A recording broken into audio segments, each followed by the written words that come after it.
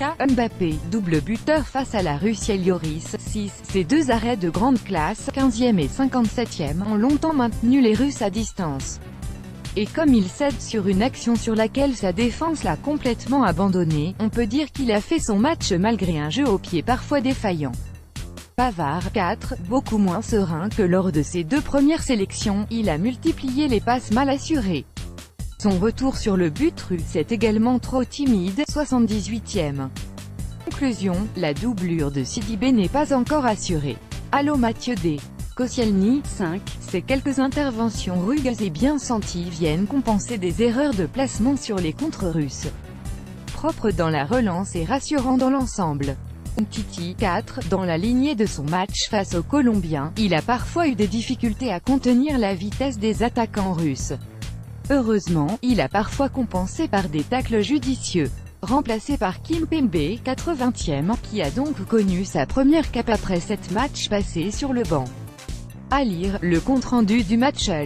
Hernandez, 5, pour sa première titularisation en bleu, il a parfois déçu dans l'agressivité, notamment sur le centre qui amène la réduction du score russe à 1-2, 68e.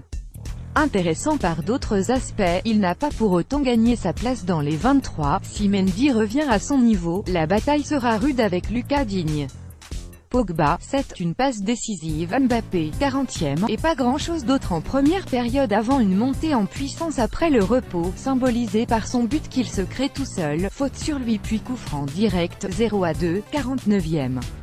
Une prestation qui le rassure. Kanté, 5, il a gratté beaucoup de ballons en première période mais s'est aussi un peu dispersé en voulant couvrir une trop grande zone de jeu.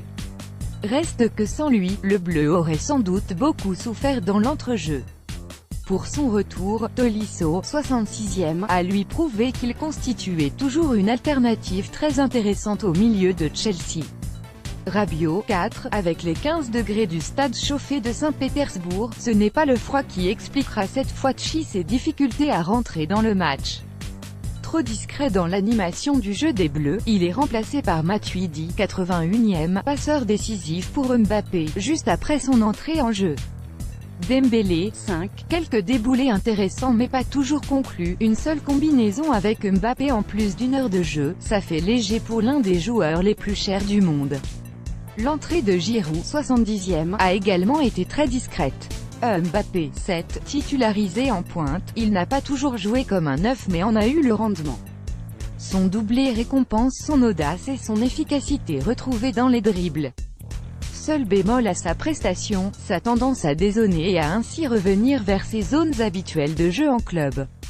Ce soir, Deschamps n'a donc pas trouvé un autre neuf mais un autre buteur, ce qui n'est déjà pas si mal. À voir, le doublé de Mbappé en vidéo Martial, 4, au coup d'envoi, il faisait partie de ceux qui jouaient gros, tant les places sont chères devant. Et pourtant, il a souvent déjoué, oubliant ici le ballon et là un partenaire mieux placé. Si Coman ou Fekir reviennent en forme, on ne devrait pas le revoir en Russie de sitôt. Remplacé par Griezmann, 59e, auteur d'une entrée pleine d'envie dans l'axe. Deschamps, 6, on attendait Mbappé dans l'axe et on l'a eu. Ok, mais on souhaitait aussi du temps de jeu pour Kimpembe et il aura fallu patienter 80 minutes pour cela. Comme si le Parisien, pourtant habitué de l'AC, n'offrait pas assez de garantie aux yeux du sélectionneur. Idem pour Ben Yedder, aperçu 20 minutes contre la Colombie, bilan tout juste positif pour Dédé car au-delà de la victoire, ces Bleus, dans le jeu, n'ont pas montré grand-chose.